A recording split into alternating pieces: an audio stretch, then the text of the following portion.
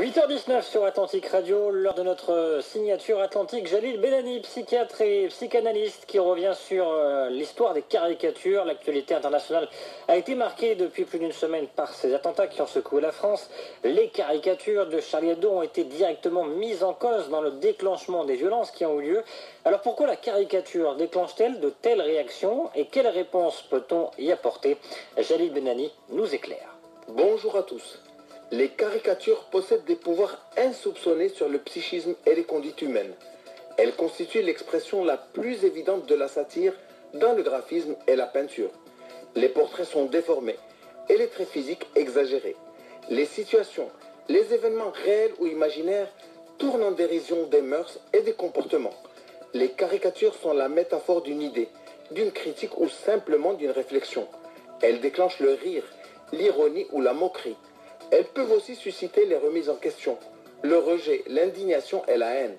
Certaines d'entre elles sont considérées comme irrespectueuses, irrévérencieuses ou blasphématoires. Elles provoquent alors des attitudes spontanées, impulsives, qui traduisent l'amertume, la colère et la rancune. Le dessin agit comme le mot d'esprit, en touchant directement à notre inconscient, avec ses refoulements, avec ce qu'on n'ose pas penser, en soulevant des peurs et des non-dits.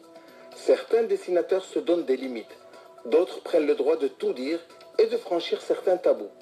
Et c'est parce qu'ils peuvent toucher à des dogmes et à des interdits culturels, politiques ou religieux que des caricaturistes ont été réprimés, haïs, sujets à des attaques meurtrières.